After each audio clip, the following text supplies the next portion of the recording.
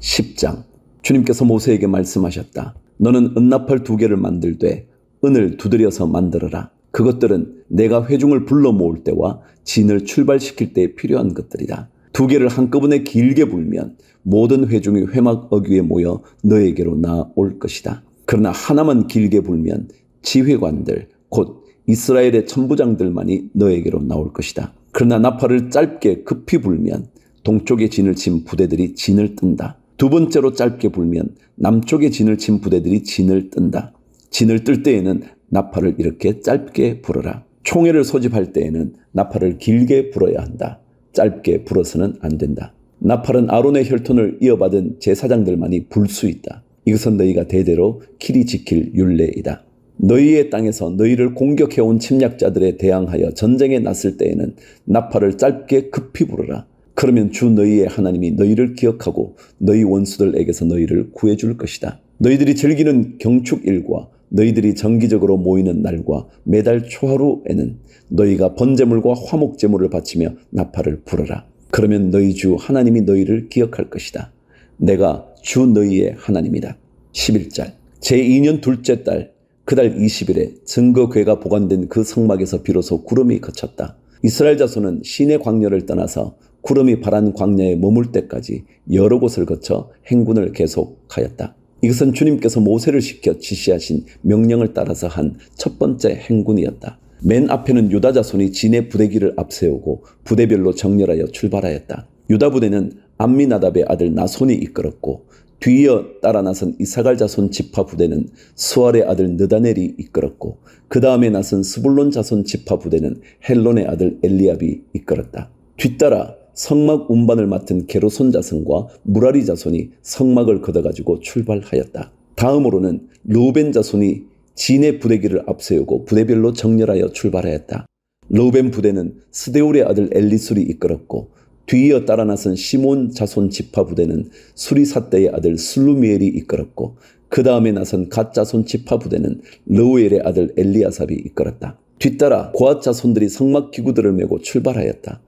게르손 자손과 무라리 자손은 고앗 자손들이 도착하기 전에 성막을 세워야만 했다. 그 다음으로는 에브라임 자손이 진의 부대기를 앞세우고 부대별로 정렬하여 출발하였다. 에브라임 부대는 암미우스의 아들 엘리사마가 이끌었고 뒤이어 뒤따라 나선 므낫세 자손 지파 부대는 부다술의 아들 가말리엘이 이끌었고 그 다음에 나선 베냐민 자손 지파 부대는 기드오니의 아들 아비단이 이끌었다.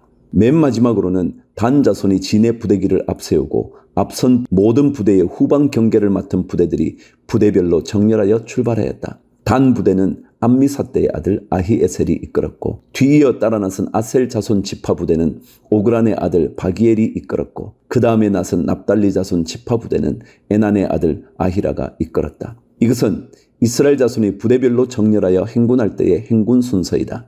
모세가 미디안 사람 르우엘의 아들 호밥에게 청하였다. 그는 모세의 장인이었다. 우리는 이제 주님께서 우리에게 주시겠다고 약속하신 곳으로 떠납니다. 장인께서도 우리와 같이 길을 떠나주시기 바랍니다. 주님께서 이스라엘에게 잘 해주시겠다고 약속하셨으니 우리가 장인 어른을 잘 대접해드리겠습니다. 호밥이 모세에게 말하였다. 나는 가지 못하네. 나는 내 고향 내 친척에게로 가야 하네. 모세가 다시 간청하였다. 제발 우리만 버려두지 마십시오. 우리가 광야 어디에 진을 쳐야 할지 장인 어른만큼 아는 사람이 없습니다. 그러니 장인께서는 우리의 길 안내자가 되어 주셔야 합니다.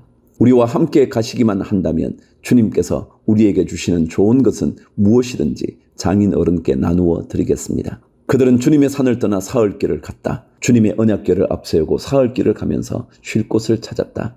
낮이 되어 그들이 진을 떠날 때면 주님의 구름이 그들 위를 덮어주었다. 궤가 떠날 때 모세가 외쳤다. 주님 일어나십시오. 주님의 원수들을 흩으십시오. 주님을 미워하는 자들을 주님 앞에서 쫓으십시오. 궤가 쉴 때에도 모세가 외쳤다. 주님 수천만 이스라엘 사람에게로 돌아오십시오. 민수기 11장. 주님께서 들으시는 앞에서 백성들이 심하게 불평을 하였다. 주님께서 듣고 진노하시어 그들 가운데 불을 놓아 진 언저리를 살라버리셨다. 백성이 모세에게 부르짖었다. 모세가 주님께 기도드리니 불이 꺼졌다. 그래서 사람들은 그곳 이름을 디베라라고 불렀다. 주님의 불이 그들 가운데서 타올랐기 때문이다. 이스라엘 자손 가운데 섞여 살던 무리들이 먹을 것 때문에 탐욕을 품으니 이스라엘 자손들도 또다시 울며 불평하였다. 누가 우리에게 고기를 먹여줄까? 이집트에서 생선을 공짜로 먹던 것이 기억에 생생한데 그 밖에도 오이와 수박과 부추와 파와 마늘이 눈에 선한데 이제 우리 눈에 보이는 것이라고는 이 만나밖에 없으니 입맛마저 떨어졌다. 만나의 모양은 갓씨와 같고 그 빛깔은 부돌라와 같았다. 백성이 두루다니면서 그것을 거두어다가 맷돌에 갈거나 절구에 찢고 냄비에 구워 과자를 만들었다. 그 맛은 기름에 반죽하여 만든 과자 맛과 같았다. 밤이 되어 진에 이슬이 내릴 때면 만나도 그 위에 내리곤 하였다. 모세는 백성이 각 가족별로 제각기 자기 장막 어귀에서 우는 소리를 들었다. 주님께서 이 일로 대단히 노하셨고 모세는 그 앞에서 걱정이 태산 같았다. 모세가 주님께 여쭈었다. 어찌하여 주님께서는 주님의 종을 이렇게도 괴롭게 하십니까? 어찌하여 저를 주님의 눈밖에 벗어나게 하시어 이 모든 백성을 저에게 짊어지우십니까? 이 모든 백성을 제가 배기라도 했습니까? 제가 그들을 낳기라도 했습니까? 어찌하여 저들어 주님께서 그들의 조상에게 맹세하신 땅으로 마치 유모가 젖먹이를 품듯이 그들을 품에 품고 가라고 하십니까? 백성은 저를 보고 울면서 우리가 먹을 수 있는 고기를 달라 하고 외치는데 이 모든 백성에게 줄 고기를 제가 어디서 구할 수 있습니까? 저 혼자서는 도저히 이 모든 백성을 짊어질 수 없습니다. 저에게는 너무 무겁습니다. 주님께서 저에게 정말로 이렇게 하셔야 하겠다면, 그리고 제가 주님의 눈밖에 나지 않았다면 제발 저를 죽이셔서 제가 이 곤경을 당하지 않게 해 주십시오. 주님께서 모세에게 대답하셨다. 이스라엘 장로들 가운데서 내가 백성의 장로들 또는 그 지도자라고 알고 있는 사람들 70명을 나에게로 불러오느라. 너는 그들을 데리고 회막으로 와서 그들과 함께 서라. 내가 내려가 거기에서 너와 말하겠다. 그리고 너에게 내려준 영을 그들에게도 나누어 주어서 백성 돌무는 짐을 그들이 너와 함께 지게 하겠다. 그러면 너 혼자서 애쓰지 않아도 될 것이다. 너는 또 백성에게 이렇게 말하여라. 내일을 맞이하여야 하니 너희는 스스로 거룩하게 하여라. 너희가 고기를 먹게 될 것이다. 누가 우리에게 고기를 먹이려나? 이집트에서는 우리가 참 좋았었는데 하고 울며 한 말이 나 주에게 들렸다. 이제 나 주가 너희에게 고기를 줄 터이니 너희가 먹게 될 것이다. 하루만 먹고 그치지는 아니할 것이다. 이틀만도 아니고 닷새만도 아니고 열흘만도 아니고 20날 동안만도 아니다. 한 달 내내 냄새만 맡아도 먹기 싫을 때까지 줄곧 그것을 먹게 될 것이다. 너희가 너희 가운데 있는 나 주를 거절하고 내 앞에서 울면서 우리가 왜 이집트를 떠났던가 하고 후회하였기 때문이다. 모세가 되물었다. 저를 둘러싸고 있는 백성의 보행자가 60만 명입니다. 그런데 주님께서는 그들에게 내가 고기를 주어 한 달 내내 먹게 하겠다고 하고 말씀하시나 그들을 먹이려고 양떼와 소떼를 잡은들 그들이 만족해 하겠습니까? 바다에 있는 고기를 모두 잡은들 그들이 만족해 하겠습니까? 23절 주님께서 모세에게 대답하셨다. 나의 손이 짧아지기라도 하였느냐? 이제 너는 내가 말한 것이 너에게 사실로 이루어지는지 그렇지 아니한지를 볼 것이다. 모세가 나가서 주님께서 하신 말씀을 백성에게 전달하였다. 그는 백성의 장로들 가운데서 70명을 불러 모아 그들의 장막에 둘러 세웠다.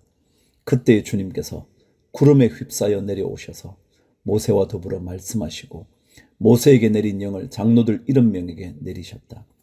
그 영이 그들 위에 내려와 머물자 그들이 예언하였다. 이것은 처음이자 마지막이다. 그들은 다시는 예언하지 않았다. 그런데 두 남자가 진안에 남아 있었다. 하나의 이름은 엘닷이고 다른 하나의 이름은 메닷이었다. 그들은 명단에 올라 있던 이들이지만 장막으로 가지 않았다. 그런데 영이 그들 위로 내려와 머물자 그들도 진에서 예언하였다. 한 소년이 모세에게 달려와서 엘닷과 메닷이 진에서 예언하였다고 알렸다. 그러자 젊었을 때부터 모세를 곁에서 모셔온 눈의 아들 여호수아가 나서서 모세에게 말하였다. 어른께서는 이 일을 말리셔야 합니다. 그러자 모세가 그에게 말하였다. 내가 나를 두고 질투하느냐? 나는 오히려 주님께서 주님의 백성 모두에게 그의 영을 주셔서 그들 모두가 예언자가 되었으면 좋겠다. 모세와 이스라엘 장로들은 함께 진으로 돌아왔다. 왔다. 31절. 주님께서 바람을 일으키셨다.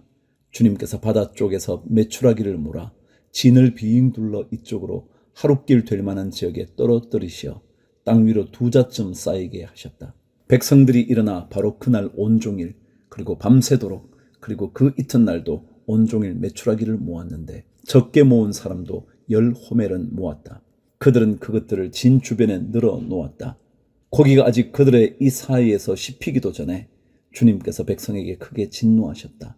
주님께서는 백성을 극심한 재앙으로 치셨다. 바로 그곳을 사람들은 기브롯 핫다아와라 불렀다. 탐욕에 사로잡힌 백성을 거기에 묻었기 때문이다. 백성은 기브롯 핫다아와를 떠나 하세롯으로 행군하였다. 그들은 하세롯에서 멈추었다. 12장.